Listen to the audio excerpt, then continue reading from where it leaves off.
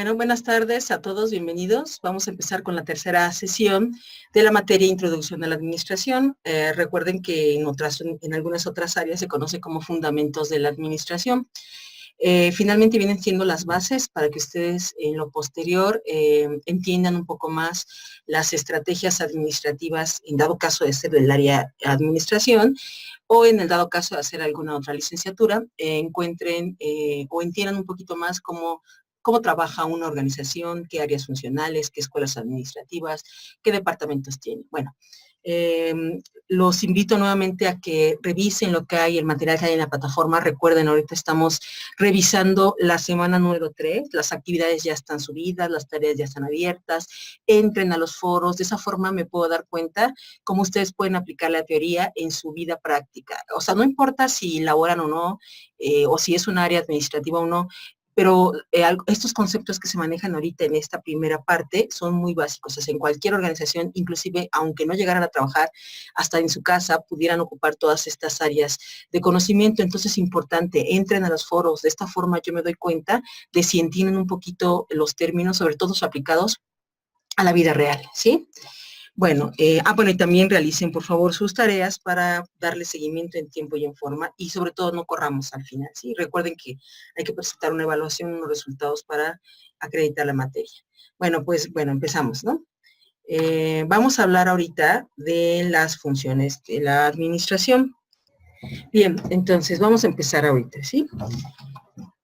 ¿Qué son las funciones necesarias? ¿Cuáles son las funciones necesarias de una empresa? ¿Sí? ¿Ustedes cuáles creen que son? Bueno, la formación o la conformación de una estructura consiste en determinar las funciones necesarias de una empresa. Estas funciones deben estar integradas de forma lógica, o sea, en un orden lógico, ¿sí? Entonces, bueno, observen un poquito las imágenes que se muestran en la diapositiva y imagínense cuáles serían las funciones principales de un hospital. Bueno, aquí está de alguna manera un médico, una enfermera y 2 pacientes. ¿Cuáles creen ustedes que serían las funciones principales de un hospital, de una clínica o de un laboratorio? ¿Cuáles serían las funciones principales de una universidad, así como esta, ¿no? Con donde ustedes ahorita están recibiendo y yo impartiendo la materia. ¿Cuáles serían las funciones principales? ¿Sí? ¿Cuáles serían las funciones principales de un centro comercial? No sé, hablemos de Puebla aquí, Plaza Dorada, Parque Puebla. ¿Cuáles creen ustedes que serían las funciones principales? ¿De una empresa? ¿De una empresa que se dedica a transportar equipos, a transportar paquetes, cualquier tipo de paquetes? Y hablamos de llegarlos tal cual está la figura, llegarlos o hacerlos llegar a través de todos los medios de transporte aéreo, marítimo, terrestre, a todas partes del mundo. ¿Cuáles serían las funciones principales de esa empresa? Bueno, veamos otra figura. ¿Cuáles serían las funciones principales de una empresa productiva? Sí, podemos observar aquí, están empaquetando, están empacando y a la misma vez está produciéndose algo y saliendo en línea. ¿Cuáles serían sus funciones principales? De una empresa que fabrica refrescos, o de una empresa que fabrica o que empaca carnes frías, ¿no? Y también observemos esta imagen y pensemos un poquito cuáles serían las funciones de un departamento de investigación. Bueno, podemos observar aquí que hay una persona que está observando a través del microscopio, pero también hay un área donde se está plantando o un tipo invernadero donde se pueden desarrollar, pues, por ejemplo, vacunas, por ejemplo, desarrollando nuevas fertilizantes, ¿sí? ¿Cuáles serían estas funciones básicas? Bien. Los departamentos funcionales importantes dentro de una empresa son los que realizan las funciones básicas de la empresa. Esos son los departamentos funcionales. Se les llama funciones sustantivas. Son aquellas que sustentan el giro de la misma y que además constituyen el sostén de las demás funciones de la estructura. Ejemplo, ¿cuáles serían las funciones sustantivas o las funciones más importantes de un comedor? Hablemos de un McDonald's, ¿no? Hablemos de un restaurante. ¿Cuáles creen que sean ustedes las funciones sustantivas? Lo más importante. ¿Sí? Ok. Bueno, ¿por qué creen que son importantes las funciones de un restaurante? ¿Y por qué son decisivas? ¿Qué es lo que hace importante la función del restaurante? ¿Sí? Bueno, esto, lo que lo hace importante se le llaman funciones sustantivas. En este caso puede ser la preparación de la comida, el buen trato hacia el cliente, que las mesas estén limpias, que la comida esté a tiempo, que esté caliente, que reúna las características más importantes de la función que esta es, que en este caso es el comer, ¿no? ¿Sale? Bueno, las funciones sustantivas o las más importantes de una empresa son, no puede tener éxito la empresa sin un buen desempeño de ellas. O sea, nosotros no regresaríamos a comer, ¿sí? No regresaríamos a adquirir el producto que nos están brindando. Esa sería una de las, por eso es importante esta función. Un desempeño mediocre de estas funciones determina el fracaso global de la empresa en la consecución de sus objetivos. Ejemplo, si nos tratan mal, no regresamos. Si la comida está fría, no regresamos.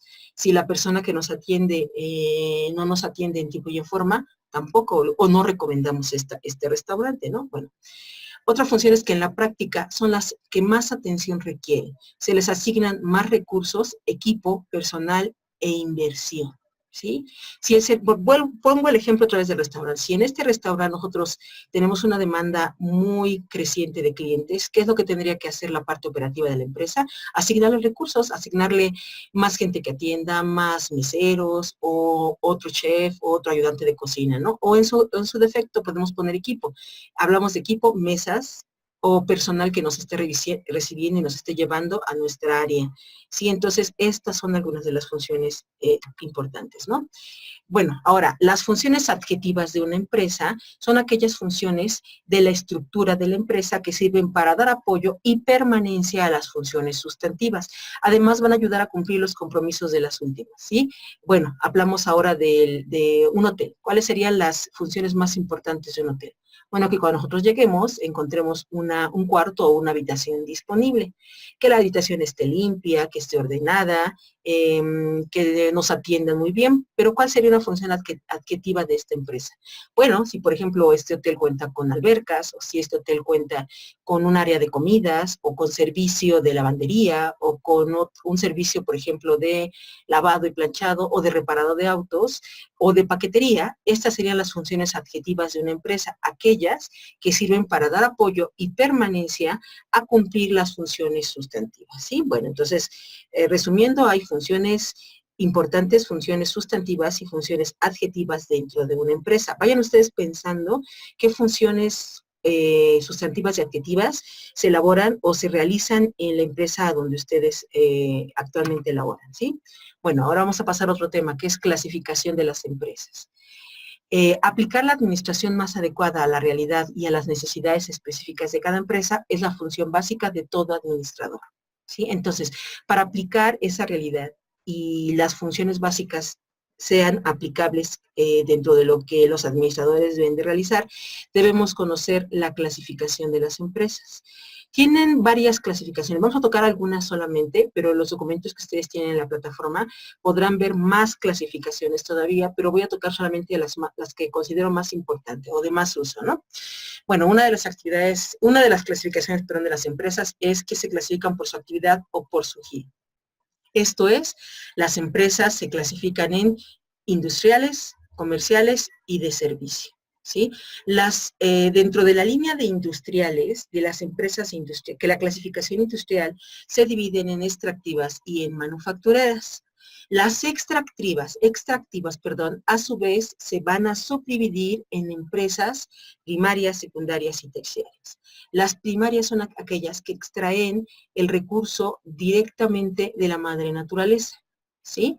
Por ejemplo, las azucareras, la petrolera, la extracción de la madera, son aquellas que extraen directamente, ¿sí? Después se van subdividiendo en aquellas en las que ya extrajeron directamente de la madre naturaleza y ahora lo que están haciendo es pasan a otro proceso o pasan a una serie de pasos. Por ejemplo, vamos a hablar de la industria del cuidado de los animales, o sea, de la transformación y reproducción de las vacas, de los caballos, de los pollos, de todos esos servicios, o de plantío de frutas, de verduras, de semillas, entran dentro de la gama de extractivas, pero su clasificación o subclasificación es otra, ¿sí? Bueno, vamos a hablar ahora de las manufactureras. Seguimos con la línea de las industriales, ¿sale?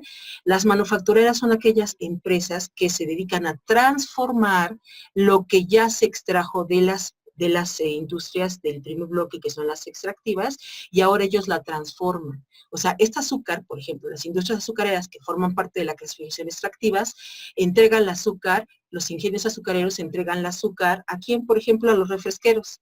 Y los refresqueros lo que hacen es transformar ese azúcar y la convierten en refrescos, en jarabes, en bebidas, en productos lácteos inclusive, y esta clasificación es la manufacturera, o sea, transforman esa materia que ya sacaron y la procesan. Esto es la industria manufacturera. Bueno, hablemos también del segundo bloque, que son las comerciales. Las empresas comerciales son aquellas que se clasifican en minoristas o detallistas, mayoristas y comisionistas. Las empresas mayoristas son aquellas que venden a cantidades grandes, o sea, venden grandes cantidades, venden por mayoreo, lo que conocemos por mayoreo, ¿sí? O sea, venden cajas, venden camiones, venden tarimas. Bueno, camiones me refiero a camiones llenos de algún producto o algún servicio. Y las empresas minoristas o detallistas son aquellas en las que compran a las mayoristas y lo que hacen es comercializan y venden en pequeñas cantidades. Sí, hablamos de un ejemplo de este tipo. Vamos nosotros a la central de abasto y esta central de abasto vende, pues vende cajas o vende sacos o vende arpillas, o sea, vende cantidad grande. Ellos a su vez compraron a los distribuidores directamente, aquellos camiones que venden, que vienen, perdón, y venden todo el camión completito. Entonces son adquiridos por esta central de abasto y ellos a su vez venden en pequeñas cantidades.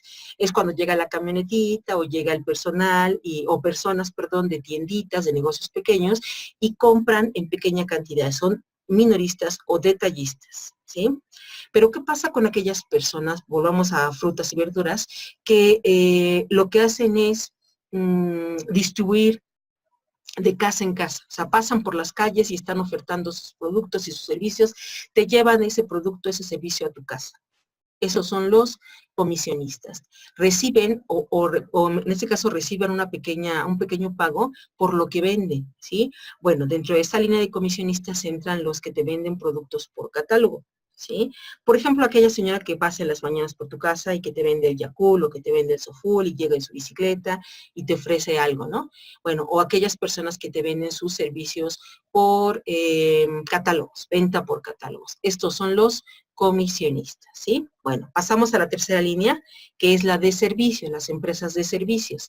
Esta clasificación, empresas de servicios se subdividen en empresas de transporte, de turismo, instituciones financieras, servicios públicos varios, servicios privados varios, educación, salubridad, ya sean hospitales, clínicas, áreas de finanzas y seguros, ¿sí? Ejemplo acá, seguros Afores, cuando tú llegas y compras algún seguro de financiamiento o educativo o alguna beca o algún seguro de vida, entonces son empresas afianzadoras o de seguros, ¿sí? Bueno, transporte, yo creo que nos queda claro, aquellas que se dedican al servicio de transporte, hablamos en ruta, hablamos taxis, hablamos líneas aéreas, líneas de traslado de personal de un lugar a otro, turismo, todo lo que corresponde a hoteles, restaurantes, agencias de viajes, ¿sí? Instituciones financieras, hablamos de bancos, hablamos de casas de préstamos, casas de valores, bolsas de valores, servicios públicos y servicios privados varios, dentistas, por ejemplo, o un servicio de abogados o un servicio de contadores, ¿sí? En escuelas, en la parte de educación, escuelas, empresas de capacitación. Bueno, dentro de esta clasificación o ejemplos está por su actividad o giro. Recordemos, industriales, comerciales y de servicio. Bien, Vamos a ver otra clasificación, que es empresas que se clasifican por el origen de su capital. Estas se clasifican así porque depende de las aportaciones de capital y del carácter a quienes dirijan sus actividades. Y pueden clasificarse en empresas públicas y privadas o empresas mixtas, que es la combinación de capital público y capital privado. Capital público, bueno, hablamos de gobierno, el gobierno dentro de esta clasificación, empresas de gobierno, aquellas que pertenecen o cuyo factor más importante, que es el capital, depende del gobierno, ¿sí? De instituciones de gobierno, ¿sí? Hablamos de un DIF, de una Secretaría de Salubridad, de la Secretaría de Infonavit, ¿sale? Ahora, dentro de las empresas privadas son aquellas cuyo capital o aportación del capital viene de particulares. Puede venir de una persona, de un grupo de socios, de personas, socios inversionistas, de un consorcio, por ejemplo, de accionistas, ¿no? ¿Sale? Ahora, les digo que hay una clasificación que también es, dentro de esta, es como las mixtas, aquellas que vienen de una aportación de capital público y privado. Hablamos, por ejemplo, el Teletón. El Teletón es una empresa de capital generado o trabajando, o que trabaja o que aporta un capital público. Es el gobierno deroga de sus aportaciones, o de más bien dicho, de todos nuestros impuestos, una cantidad que va dirigida a proporcionar a las empresas este funcionamiento. Pero a su vez la empresa también es generadora de inversión de capital privado. Hablamos de los famosos aportaciones que dan cada año en los eventos del Teletón. O, por ejemplo, ustedes tienen algunos hijos con alguna discapacidad y o van a hacer uso de este servicio, pero hay algunos apoyos que el padre o la madre tiene que hacer, puesto que no cubre todos los servicios. Esto sería dentro del capital de empresas mixtas, ¿sí? Bueno, ahora vamos a hablar de otras clasificaciones por su magnitud, ¿sí? Por su magnitud, que sí, por la cantidad, por la gran magnitud de cantidad que tenga, que puede ser financiero, o sea, la cantidad de dinero que tenga, ¿sí? Puede ser por el número de personal ocupado que se emplee, ejemplo, empresas de una capacidad de 100,000 trabajadores, o 10 trabajadores, o 500 u 800 trabajadores, por su magnitud y en base al personal ocupado. Puede ser por producción. ¿Cuánto produce mensualmente, anualmente, semanalmente, bimestral o semestralmente, ¿sí? Y por sus ventas, ¿a cuánto ascienden sus ventas? ¿Cuánto vende cada mes o un promedio de meses o cuánto vende por temporada, ¿sí? Esta es la tercera ya clasificación, ¿sí? Por su magnitud. Bueno, hablamos de la clasificación de las empresas, que es otra clasificación más, que es según su tamaño. O sea, en función del número de trabajadores que pertenezcan a su planta, que estén inscritos en su padrón, ¿sí? Hablamos de que son microempresas, pequeñas empresas, empresas medianas y grandes empresas. Microempresas no excede 10 trabajadores, ¿sí? Esto es, ejemplo, pequeños negocios, tintorerías, lavanderías, tienditas, por ejemplo, negocios de venta o de alquiler de loza, por ejemplo, que no exceden de 10 trabajadores, ¿sí? Ahora, recordemos que dentro de un mismo giro, también puede haber empresas, micro, pequeña y grandes empresas, dependiendo según su tamaño, de la clasificación según su tamaño y de lo grande que sea la empresa. Pequeñas empresas no exceden de más de 20 personas dentro de su planta, dentro de su plantilla de trabajadores. Empresas medianas superiores a 20 e inferiores a 100, ¿sí? Y las grandes empresas exceden a 100 personas, ¿sí? Estas grandes empresas hablamos de que se encuentran Volkswagen, Sams, Costco, las empresas aerolíneas de comunicación, o Telmex o Teléfonos de México, o Petróleos Mexicanos, ejemplos de grandes empresas. Bueno, ahora, un dato importante que quiero mencionarles es que dentro de esta clasificación de según su tamaño, o sea, por el número de personas que laboran, varía un poquito la denominación dependiendo de la fuente que ustedes consulten. Si es, por ejemplo, la Secretaría de Economía, si es una revista Forbes que habla sobre el número de empresas que existen en nuestro país. Entonces, este número de personas, el número que yo les pongo aquí, en este caso yo le estoy hablando de la Secretaría de Economía, la clasificación que deja la Secretaría, pero depende de la fuente. No varía mucho en cuanto al número de empleados, pero sí significativamente 1, 2 o 3 trabajadores. Esa es la diferencia, ¿sí? Otra clasificación más son de acuerdo a cómo se constituyen legalmente, o sea, criterios de constitución legal.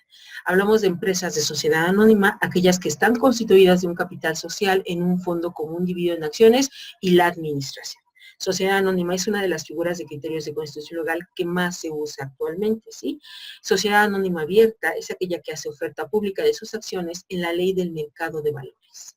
Sociedad anónima cerrada tiene la libertad para definir en sus estatutos la forma que estimen conveniente la distribución de sus utilidades, o sea, de sus ganancias, ¿sí? Bueno, repito un poquito, esta constitución o esta clasificación es de acuerdo a una constitución legal, cómo se unen ustedes legalmente, cómo forman socios y sobre todo cómo se registran ante un notario sus sociedades. Otros criterios más de constitución legal entran la sociedad colectiva. También se conoce como una sociedad limitada, ya que su principal característica radica en que en un caso de dificultad comercial los socios que la conforman deben responder no tan solo con el aporte de capital, sino también con sus bienes personales, ¿sí? O sea, con lo que cuentan ellos como parte de activos dentro de su persona, ¿sí? Sociedad cooperativa es una sociedad organizada y controlada por sus miembros que agrupan sus recursos para proporcionarse a sí mismos y a sus clientes bienes, servicios u otros beneficios. Ejemplos de empresas de sociedad cooperativa son aquellas en las que los trabajadores, un grupo de trabajadores, son dueños de toda la empresa y se dividen funciones como también responsabilidades y gastos, son cooperativas. Bueno, cabe hacer mención que esta constitución legal es la que se da cuando ustedes se van a dar de alta, o sea, cuando se constituyen legalmente como empresa formalmente establecida, ¿sí? Una clasificación más es según el ámbito geográfico de su actividad, esto es, dónde se desarrolla. Puede ser empresas locales, solamente están localizadas en la parte centro de la ciudad, o sea, en el estado o en el municipio, esas son las locales. Las empresas nacionales son aquellas que están ubicadas en más de un estado de la misma República Mexicana, en este caso, ¿no? Y las empresas internacionales, perdón, son aquellas que traspasan fronteras, o sea, brincan a otro país y también se encuentran establecidas en este otro país y entonces se dice que la empresa está según el ámbito geográfico, ¿sale? ¿Sí? Bueno. Ahora, lo que quiero que ustedes realicen en los próximos 2-3 minutitos es que de los ejemplos de empresas que les tengo reportados ahí y que ustedes pueden ver, me clasifiquen esas empresas por lo menos con 3 clasificaciones de empresas, de cómo se clasificarían las empresas. Ejemplo, vamos a poner un ejemplo, ¿sí? Hablamos de Coca-Cola, esta gran empresa multinacional, ¿no? Ahí ya va una clasificación. Entonces, esta empresa Coca-Cola es una empresa internacional porque brinca países, o sea, brinca fronteras, entonces se clasifica según el ámbito geográfico dentro del área como empresa internacional. También está constituida como una sociedad anónima de capital variable. Varios socios son los que conforman esta empresa, pero también la podemos clasificar como una grande empresa porque excede a 100 personas. Independientemente del país donde funcione, es una gran empresa. Ya vamos con la tercera clasificación. Ahora, esta empresa, desconozco la magnitud tanto de cómo está formada, del personal ocupado, de producción o de ventas, por lo que no podría clasificarla yo en estos momentos por su magnitud. Pero sí la puedo clasificar por el origen de su capital. En este caso es una empresa privada, sí, porque el fondo, todas las acciones, todo el dinero que lo conforma, viene de las aportaciones de los socios, ¿sí? También es una empresa, en este caso es una empresa manufacturera, ¿sí? Lo que extraen de la madre naturaleza, en este caso de un ingenio azucarero, lo transforman y lo convierten en refresco. Bueno, este es un ejemplo de cómo quiero que ustedes me desarrollen los siguientes ejemplos. La segunda imagen, de izquierda a derecha, parte superior, es una lavandería. La lavandería que se encuentra en la colonia, ¿sí?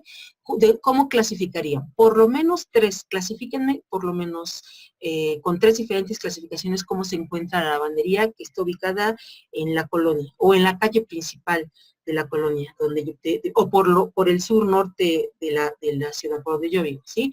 La siguiente figura es un órgano de gobierno. Hablemos de un DIF, hablemos de una empresa de perdón, de un hospital de salubridad, o hablemos, por ejemplo, de una instalación de Comisión Federal de Electricidad, la que esté más cercana a nosotros. Clasifíquenme esta empresa, ¿sí? Bueno, seguimos con otro ejemplo. La empresa Samsung. ¿Qué es lo que fabrica Samsung? Televisor, equipo electrónico, televisores, lavadoras, todo el equipo electrónico. Clasifíquenme Samsung, la empresa Samsung, ¿sí? Clasifíquenme también una empresa de mensajería. Hablamos de un FedEx, hablamos de un DHL, ¿sí? Clasifíquenme esta empresa. Por lo menos recuerden 3 clasificaciones, ¿sí? Una panificadora, ¿sí? Bueno, aquí les puse Alondra, pero pueden, como no creo que conozcan la panificadora Alondra, pónganme ustedes la panificadora que ustedes quieren, la de la esquinita de la escuela, ¿sí? Por lo menos clasifíquenla, ¿sí? Bueno, seguimos con la siguiente diapositiva. Grupo Atlética, deportes, ¿sí? ¿Cómo me clasificaría en esta tienda de deportes? Si no es atlética, alguna tienda de deportes con la que ustedes se familiaricen, ¿sí? Por ejemplo, Adidas, por ejemplo, bueno, se me fueron algunas más de Pumas, por ejemplo, ¿no? Clasifíquenme también el transporte público de su comunidad. Bueno, aquí en la ciudad de Puebla, por ejemplo, estamos rodeados de la ruta 1, la ruta 2, pero por ejemplo existen todavía algunas rutas alternas, la ruta 10, Loma Bella, la ruta 40, la ruta 20, bueno, clasifíquenme, pongan ustedes la ruta 20, por ejemplo, y clasifíquenmela o háganmela clasificación por 3, mínimo 3, o tomen ruta, la ruta 1 o la ruta 2 o la 3, que ya próximamente están construyendo, bueno, o que ya están construyendo. Bueno, también clasifíquenme Bimbo, la gran empresa Bimbo, del osito Bimbo, ¿no? ¿Sí? En Puebla tenemos uno y seguramente si no son de aquí de Puebla o si son de algún municipio, clasifíquenme algún expendio de pan, por ejemplo, o a algún centro de distribución de la empresa Bimbo que esté más cercano a su localidad, ¿no? Mueblerías el importador, ¿sí? No necesariamente tiene que ser el importador, puede ser cualquier mueblería, la que venga a su mente, un Dico, por ejemplo, un Ideas, cualquier empresa de venta de mueblería. El CRIT es una empresa, yo creo que todos conocemos el CRIT, ¿sí? Ya sea por todos los anuncios que le hacen, clasifíquenme esta empresa, ¿sí? Y dense unos minutitos para hacer esta actividad, que bueno, nos ayudaría, bueno, si estuvieran conectados aquí conmigo en línea, pues le daría yo la voz a cada uno de ustedes para que de igual forma pudiéramos practicar un poquito este tipo de clasificación, ¿no? Bueno, pasemos a otro punto, a otro tema importante que se llama áreas funcionales de una empresa, ¿sí? Bueno, las áreas funcionales de una empresa son las áreas más importantes dentro de una organización, ¿sí? Ya están clasificadas. Cada una de estas áreas contiene a su vez departamentos afines a esta área. Cuando la empresa es pequeña, solamente se van por las áreas grandes, ahorita vamos a hablar de cuáles son, pero cuando la empresa es muy grande, forma departamentos internos, ¿sí? El mismo departamento de producción, que es el que les tengo ahorita en la pantalla, forma, por ejemplo, el área de producción, para comprender de manera más específica el funcionamiento del área de producción, se necesita dividir en varias actividades. Y si la empresa es pequeña, solamente existe un departamento de producción. Pero si la empresa es grande, puede existir el departamento de producción más el departamento de ingeniería de producto, el de ingeniería de planta, el de manufactura, el departamento de control de calidad y el departamento de compras. Si la empresa es muy grande, entonces genera diferentes departamentos del área de producción, ¿sí? Bueno, vamos a platicar un poquito qué hace entonces cada una de las áreas de este departamento de producción. ¿Qué hace la ingeniería del producto? Bueno, junto con el área de ventas, estudia y diseña los nuevos productos, lo que hay afuera, lo que la competencia está adquiriendo, con lo que tenemos que enfrentarnos para ser más competitivos, y desarrollan junto con algunas áreas afines con algunos departamentos de otras áreas, lo que se llama ingeniería del producto. Estudian, desarrollan un nuevo producto. Ingeniería de planta. En esta ingeniería de planta lo que tratan es de diseñar equipos nuevos, diseñar mejoras, diseñar innovaciones dentro del equipo. así como en la parte de arriba se diseña un producto o un servicio nuevo, en esta parte se diseña la estructura, la creación de un equipo o la ubicación de un equipo dentro de un área productiva. Vamos a hablar sobre la área de manufactura. Dentro de este apartado se habla de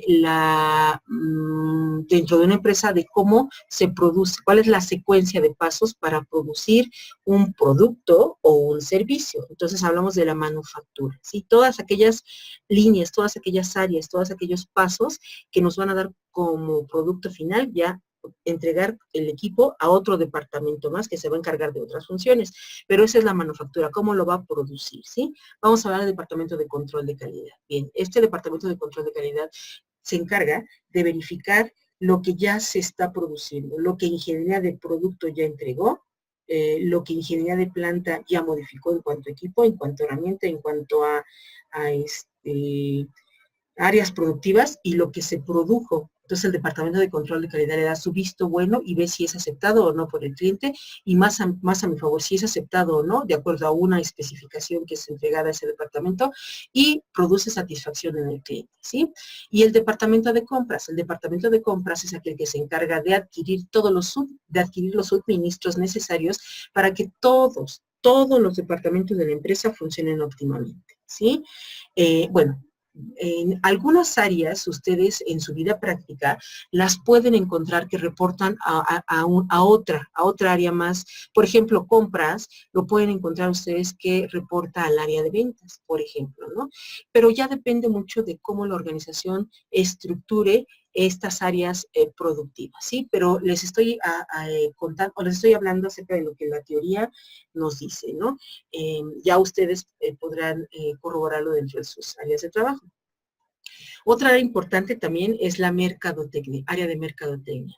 En este departamento es el punto de partida para determinar las necesidades y deseos humanos. O sea, ¿qué es lo que requiere la gente? ¿Qué necesita o qué quiere? ¿Cuáles son sus deseos? ¿Sí?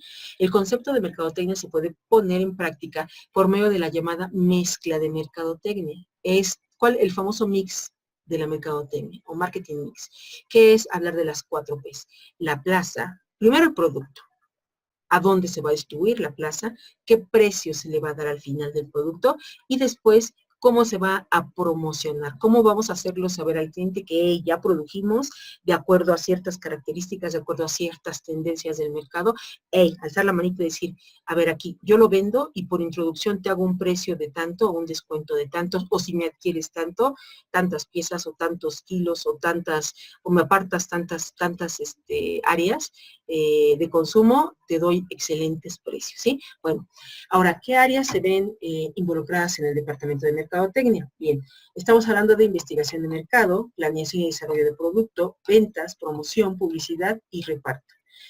¿Qué hace el área de investigación de mercado? Bueno, esta área se encarga de exactamente investigar qué es lo que requiere el mercado, qué es lo que requieren los clientes, qué es lo que necesitan a través de algunas técnicas como son las encuestas, las observaciones, las técnicas, los cuestionarios, los focus group y todas aquellas áreas involucradas a ver qué es lo que quiere, qué es lo que necesita el cliente, ¿sí? El área de planeación y desarrollo de productos junto con el área de ingeniería de productos es el que se encarga de plasmar lo que el área de mercadotecnia se encontró afuera, que se necesita vender para poder ser más productivos y acercarse más a las necesidades del cliente o cubrirlas más y planean vuelvo a repetir, junto con producción qué es lo que se necesita, ¿sí? Porque ellos traen las necesidades, pero producción tendría que ser un recuento de si tiene el equipo o si tiene la materia prima o si lo puede producir, ¿sí? Bueno, ¿qué otra área es importante dentro de mercadotecnia? Es ventas. ¿De qué se encarga finalmente? Pues de hacerle llegar a los clientes nuestro producto, ¿sí? ¿Quién los acerca? El área de ventas. Ventas finalmente a través de sus técnicas de ventas le hacen llegar el producto o el servicio a los clientes finales o a los consumidores finales. El área de promoción se encarga de determinar dentro de todas sus actividades, actividades de promoción. Por ejemplo, descuentos por pronto pago, por precios de introducción, si me compras por mayoreo, por ejemplo, hacerle llegar productos nuevos o de gran calidad a los consumidores finales, ¿sí? Otra importante es la publicidad. Bueno, aquí estamos viendo la publicidad, puede ser publicidad pagada o puede ser publicidad, bueno, todas las publicidades son pagadas hoy, ¿verdad? Pero algunas son muy baratas. Por ejemplo, hoy que están de moda las redes sociales, ¿no? Todas las redes sociales, todos los, la radio, la televisión, inclusive hoy vamos al cine y dentro de los espacios de cine ya hay publicidad, ¿no? Todos esos espacios, todas esas áreas, todas esas formas de hacerle llegar la información a nuestros consumidores finales antes de que compren el producto o el servicio, de eso se encarga el área de publicidad, ¿sale? Bueno, el área de reparto. Bueno, el reparto es aquel que le hace llegar lo que ya pidió, lo que ya adquirió al cliente, ya sea a las puertas de su casa o a las puertas de la tienda o el centro comercial en el cual se vende este producto, ¿sí? Bueno, de estas áreas ya las verán dependiendo de cómo vayan desarrollando sus materias, puesto que van a ver áreas, por ejemplo, van a ver ustedes mercadotecnia o van a ver ustedes finanzas, pero ya más específicamente, solo le estoy dando de forma general las áreas funcionales más importantes, ¿sí? Otro departamento igual de importante es el área de finanzas, y dentro de la función importante es que tiene como objetivo la obtención y aplicación de los recursos financieros, o sea, del dinero, ¿sí? ¿Cómo obtiene el dinero o cómo transforma ese dinero? Y cómo se lo da a la empresa para que a su vez ésta lo canjee por un producto o un servicio, ¿sí? Dentro de las funciones necesarias, dentro de esta área están las funciones genéricas, la gerencia de finanzas, la contraloría, la tesorería y los comités de finanzas, ¿sí? Todas aquellas áreas que nos hacen a nosotros ver en dónde está destinado el dinero, ¿sí? Obvio, nosotros no siempre podemos estar en contacto directo con estas áreas, pero hay departamentos importantes como los mismos socios, que ellos sí tendrían que estar en contacto continuo con estas áreas para ver el funcionamiento del dinero, ¿sí? Otra área importante es el área de personal, ¿sí? Un buen directivo debe contar con 4 grandes habilidades en el campo de los recursos humanos. Seleccionar al personal importante, al personal idóneo para el puesto idóneo. La capacidad de capacitar a su persona, ¿sí? Tiene que, aparte de seleccionar a la persona correcta, capacitarlo para que desarrolle día con día un buen trabajo y entonces sea redituable y cumpla los objetivos de la empresa. La otra, adiestrar, ¿sí? Capacitar, ¿cuál es la diferencia entre capacitar y adiestrar? Bueno, cuando tú capacitas a una persona, le estás enseñando cosas nuevas para enfrentarse a nuevos retos. Y cuando lo estás adiestrando, lo estás haciendo, lo estás preparando para ser perfecto en las actividades que hace del diario, ¿sí? Lo capacitas para temas nuevos y lo adiestras para que desarrolle habilidades en su diario actuar, ¿sí? Así como también otra cosa importante es que motivas a tu personal. Y para eso, acuérdense que si recuerdan un poquito cuando hablamos sobre la teoría de las relaciones humanas, hablábamos precisamente de que surgen teorías motivacionales. Teóricos, filósofos, psicólogos, estudiosos, que lo que hacen es desarrollar o observar el comportamiento de las personas y ver cómo nos pueden motivar, ¿sí? Bueno, ¿qué departamentos o subáreas se divide el área de personal? Está el de empleo, el de administración de sueldos y salarios, el de relaciones laborales, el de servicio al personal y de planeación de los recursos humanos, ¿sí? Empleo, ¿de qué se trata? Bueno, en esta área subárea del área de personal, se trata de que ustedes den a conocer qué puestos nuevos se solicitan, cuáles son las necesidades que se solicitan y se haga una selección y una captación del personal, ¿sí? Administración de sueldos y salarios es que en esta parte es importante que ustedes vean cuánto se le va a pagar, cómo se le va a pagar, qué prestación va a recibir, ¿sí? Relaciones laborales, en esta área se ve la forma de trabajar en equipo, que trabajen con cordialidad, que no haya rencillas, que no haya pormenores, que entre ellos haya un buen ambiente y un clima laboral para que logren el objetivo. Servicios al personal, ¿sí? En este caso, cuando hay un servicio médico, un servicio de comedor, un servicio de transporte, un servicio legal inclusive, o un servicio de capacitación al personal, se ve en esta área de personal. Planeación de los recursos humanos, bueno, aquí lo que se hace es, se estudia, se capacita, se trabaja para que planees el mejor personal, o sea, para tu empresa y lo pongas en el mejor lugar, ¿sí? Bueno. Áreas de adquisición y abastecimiento, lo conocen también como compras, ¿sí? Para dar respuesta, vamos a diferenciar todo aquello que se compra o se adquiere en dos grandes tipos. El primer tipo comprende a los elementos o insumos que se requieren para la elaboración, desarrollo y venta del producto o del servicio, y al cual vamos a llamar abastecimiento, ¿sí? En este caso es todo aquel material que sea importante para que tú cumplas la función de abastecer a tus clientes del producto que tú estás desarrollando, ¿sí? Y una segunda compra a la que vamos a llamar adquisición, y son todos los elementos o insumos que la empresa utiliza para desarrollar sus funciones y que no tiene que ver directamente con el producto, con la elaboración del producto o el servicio, ¿sí? En el primero, entonces, es todo aquello que tenga que ver con el abastecimiento, o sea, con la producción de ese producto y servicio. Y en la segunda son a todos aquellos insumos que tienen que ver con el correcto funcionamiento de la empresa, ¿sí? ¿Sale? Bueno, ¿cuáles son las áreas que conforman este departamento? Son investigación sobre materiales y compras, departamento de compras, almacenes, control de inventario, recepción y tráfico, ¿sí? Investigación sobre materiales y compras. ¿Qué es lo que aquí hacemos?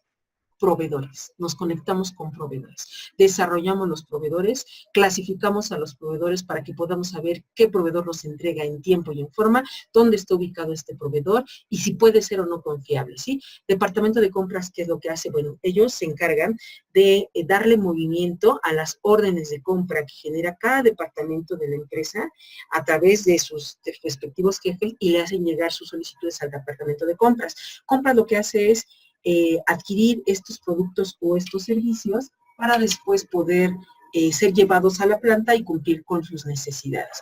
Almacenes, en el caso del área de almacén, lo que hace es guardar tanto la materia prima o todo lo que significa, todo lo que abastecen o todos los insumos que son adquiridos por la empresa, llegan a los almacenes y se encarga de distribuirlos a cada departamento o a cada área que solicitó estos abastecimientos o este material de suministro, y repartirlo debidamente para que trabaje.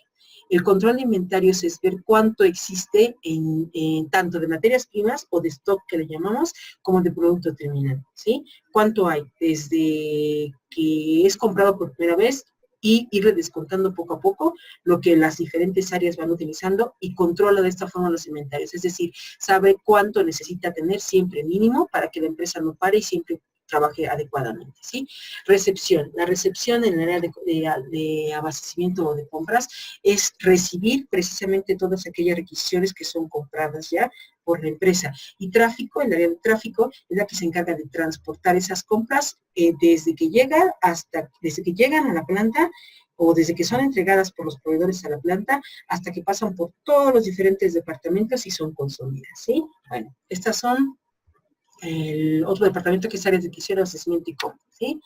Bueno, les expliqué las áreas más importantes de las empresas. Vuelvo a repetir, ustedes ya verán en el transcurso de la carrera más a detalle estas áreas, ¿sí? Bueno, vamos a pasar a otro tema que se llama proceso administrativo, ¿sí? ¿Qué es el proceso administrativo? Bueno, acuérdense, ya lo habíamos visto, es el conjunto de fases o etapas sucesivas a través de las cuales se efectúa la administración, mismas que se interrelacionan y forman un proceso integral y está compuesto por fases mecánicas y dinámicas. La fase mecánica es la planeación y la organización y dentro de la fase dinámica es la dirección y el control. Por el momento solamente vamos a hablar de la fase mecánica, la primera fase mecánica, que es la planeación. En clases posteriores hablaremos de las otras tres fases del proceso administrativo. Recuerden, cuando hablamos de las escuelas del pensamiento administrativo, fuimos hablando de las aportaciones que cada gurú fue otorgando, en este caso fue dando, con cuáles fue contribuyendo para formar lo que hoy conocemos como el proceso administrativo, las 4 áreas, planeación, organización, dirección y control, ¿sí? Bueno, vamos a hablar de la primera fase. Importantísima, sí, todas son importantes, pero en la primera vamos a planear y a partir de esta depende que nuestro objetivo se cumpla, ¿sí? Entonces, la primera, según define Sánchez Guzmán, es aquella herramienta de la administración que nos permite determinar el curso concreto de acción que debemos seguir para lograr la realización de los objetivos previstos, ¿sí? En esta primera etapa, los gerentes deben de planear por 3 razones importantes. Primera, porque si planeas, fijas el rumbo con la mirada puesta en el futuro de las organizaciones, ¿sí? ¿Cuál es el futuro de las organizaciones? Tener mayores utilidades, tener mayor participación del mercado y tener hoy ya responsabilidad social, para que seas una empresa más completa y tengas entonces, cumplas el objetivo que al final es reditores, es dinero, ¿no? Es capital, ¿no? Entonces, fijen el rumbo. La segunda, identifica y asigna los recursos que necesita la organización para alcanzar sus metas. La tercera razón es porque decide qué actividades son necesarias a fin de lograr lo que se planea, ¿sí? Bueno, hay planeación tradicional y planeación estratégica. Hoy en día, la administración moderna habla sobre la planificación estratégica. Antes, ¿qué era? Se imponía, ¿sí? Antes era lo que las diferentes jefes de área decían era imponer. Hoy es participativa. Significa que reúno a mi grupo de gente y le hago saber qué es lo que está pasando y se reciben ideas, opiniones con el fin de que se logre mejor el objetivo. O sea, hoy logro hacer participar a mi personal, ¿sí? Antes era rígida e inflexible, ¿sí? Y hoy es flexible y es descentralizada. ¿Qué significa? Que ya hay una persona responsable en diferente departamento para que se realice esa actividad. Antes era a largo plazo, hoy es desconcentrada. Significa que me reúno en el momento en que lo necesite, ¿sí? Bueno, me voy un poquito más rápido para que no porque nos quedan varios temas por ver de la parte de planeación, ¿sí? La importancia de la planeación. ¿Por qué? Porque debe ser precisa. O sea, tienes que saber exactamente qué estás planeando para saber a qué quieres llegar y a dónde. O sea, describe claramente las características de cada elemento. Los objetivos, las metas, los recursos, un cronograma. O sea, debe ser precisa. ¿Qué estoy planeando? ¿Sí? Debe ser factible. O sea, estima los recursos y las capacidades de la empresa para que logre ¿qué? Lo que estoy planeando. O sea, lo que yo estoy cumpliendo, lo que estoy pidiendo, lo que estoy solicitando. Entonces, que sea factible, que pueda yo cumplirlo. Debe ser coherente, o sea, tengo que tomar en cuenta todas las condiciones de la empresa para que eso que planeé sea realmente, se pueda cumplir, o sea alcanzable. ¿Sí? Tengo que tener políticas, tengo que tener una razón de ser, o sea, coherente lo que digo con lo que hago, ¿sí? Debe ser evaluada, esto es, que lo que yo propuse, mis objetivos, mis metas, mis recursos, debe tener un indicador para que logre ver si estoy cumpliendo o no. También debe ser flexible, esto es, si me equivoqué, rectifico y vuelvo a planear, ¿sí? Estas son la importancia de la planificación, ¿sí? Pasos de la planificación. Los pasos son, primero detecto qué oportunidades tengo, cuáles son mis oportunidades en el mercado.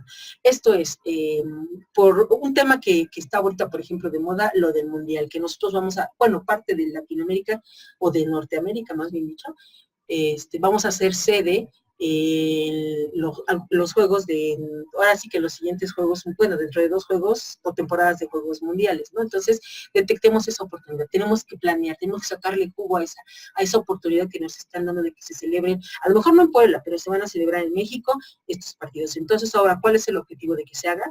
Vamos a desarrollar premisas. ¿Qué es una premisa? Partir de algo. Ya tuvimos nosotros la oportunidad de que se desarrollaran los juegos en México, ¿sí? Tomemos de ahí lo que pasó para mejorar. O sea, partamos de la premisa de que aquí ya se desarrollaron los juegos para mejorar, tener mejoras, ofertar mejoras y que logremos cumplir los objetivos. Luego, determinemos un curso alternativo de acción. Sino, o sea, un plan B, un plan A, un plan B y si es necesario, un plan C. Ahora, evaluemos los cursos alternativos de acción en cuanto a costos. La opción A o el camino A, el B o el C, ¿cuánto nos va a costar hacer? ¿Sí? Ahora seleccionemos un solo curso de acción, el que en cuanto a objetivos sea más rendible, más redituable. Y luego pasamos a formar los planes derivados para que se cumpla lo que nosotros planeamos en esa primera actividad, o sea, en esa oportunidad. Expresemos esto en forma numérica, a través de presupuestos, a través de planes, y después alcanzamos la planeación. Estos son los pasos para cualquier tipo de planeación. Ahora, tipos de planes que podemos ocupar para ser válido o para lograr los objetivos que se plantearon en esta primera fase. Tenemos que tener una misión o un propósito, una visión, un valor, valores, objetivos o metas, estrategias, políticas, procedimientos, reglas, programas y presupuestos. ¿Qué es la misión o propósitos? Es la razón de ser de la empresa. Hay que identificar la función o las tareas básicas de una empresa o una dependencia o de cualquiera de sus partes. Hay que definir el negocio, a qué se dedica la organización, qué necesidades cubre al producir o a entregar esos productos y servicios y a qué mercado se está desarrollando, ¿sí? En este caso, la razón de ser nuestra empresa, ¿sí? Para constituir la razón de ser, o sea, la misión, tenemos que contestarnos las siguientes preguntas. ¿Quiénes somos? ¿Qué buscamos? ¿Por qué lo hacemos? ¿Y para quiénes trabajamos? Vamos a poner unos ejemplos ya de misiones establecidas por algunas empresas. Hoy es bien común que hasta los negocios pequeñitos ya tengan su misión dentro de su, así en un cuadrito pegado en su empresa, ¿no? O en el local, ¿no? Ejemplo de la misión de un periódico no es vender papeles impresos, sino su misión es informar. No es el producto o servicio que se ofrece la razón de ser, sino qué necesidad está satisfaciendo. ¿Cuál? La necesidad de informar. ¿Sí? La misión se debe de realizar con un verbo en infinitivo, que puede ser, atender, proveer, prestar, contribuir, construir, organizar, transformar. Ejemplo de la misión de Google es organizar la información del mundo y hacerla universalmente accesible y útil. Esa es la misión, esa es la razón de ser. Está orientada al proceso, tomando en cuenta la necesidad del consumidor. ¿Sí? Ahora, ¿qué son los tipos de planes? Bueno, más bien dicho, ¿qué es la visión? ¿Sí? ¿Qué es la visión? La visión define y describe la situación futura que desea tener en la empresa. Esto es cómo me veo a futuro. ¿Sí? El propósito de esta visión o de una visión es guiar, controlar y alentar a la organización en su objetivo para alcanzar al estado deseable de la organización. La visión de la empresa es la respuesta a la pregunta ¿qué queremos que sea la organización en los próximos 5 años, en los próximos 3, en los próximos 15? O sea, ¿cómo nos vemos a futuro? Ejemplo de la visión de Google. El ejemplo es cómo se ve a futuro. Entrega resultados relevantes a través de todas las fuentes de datos por medio de Internet, desde un equipo local del usuario. En la consecución de este objetivo, mantenemos un enfoque relevante en la experiencia del usuario, ¿sí? Ahora, otro tipo de plan son los valores. ¿Qué son los valores? Los valores son el conjunto de principios, creencias, reglas que van a regular la gestión de la organización, ¿sí? Cómo se van a comportar, cómo se va a trabajar, ¿sí? Constituye la filosofía institucional y el soporte de la cultura organizacional. Vemos aquí algunos ejemplos de valores. Por ejemplo, ¿cuáles son los valores de Coca-Cola? No están desarrollados, solamente estamos mencionando cuáles son los valores, pero las empresas desarrollan los valores de acuerdo a su concepción, ¿no? Entonces, de acuerdo a lo que ellos creen que es un valor, ¿no? Por ejemplo, Coca-Cola, el valor que ellos lideran es el liderazgo, la colaboración, la integridad, rendir cuentas, la pasión, la diversidad y la calidad. Bueno, otra cosa importante es el lema. Hay que determinar el lema de cada institución. Es una frase que va a expresar motivación, intención ideal y describe la forma de la conducta. Les pongo algún ejemplo. McDonald's. ¿Cuál es el lema de McDonald's? Me encanta, ¿no? Eso es lo que ellos divulgan, ¿no? Otro tipo de plan son los objetivos o las metas y son los fines hacia los cuales se dirige la actividad. ¿Cuál es la importancia de que tengamos un objetivo de una meta? Esto es vital porque representan el punto final de la planeación, o sea, hacia dónde quiero llegar, hacia dónde quiero dirigirme o hacia dónde quiero hacer llegar a mi empresa, ¿sí? Los objetivos pueden ser cuantificados, como que le llamamos meta, puede ser en tiempo, le llamamos programa, o puede ser financieros y que le llamamos presupuesto, ¿sí? Un objetivo traducido se puede traducir en números y en fechas, ¿sí? Es una descripción de lo que necesitamos lograr para cumplir tu sueño, ¿sí? Características importantes. Debe ser medible, tiene que tener una especificación temporal alcanzable y tiene que significar algo. Por ejemplo, el objetivo es aumentar las ventas, pero ¿cuál es la meta?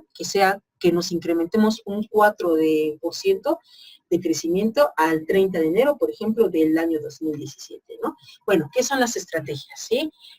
Son determinar los objetivos básicos a largo plazo de la empresa y la instrumentación de los cursos de acción, o sea, el camino que voy a seguir y la asignación de los recursos para alcanzar esos objetivos. Entonces, una estrategia es la forma, el camino, el que me va a llegar a cumplir los objetivos, ¿sí?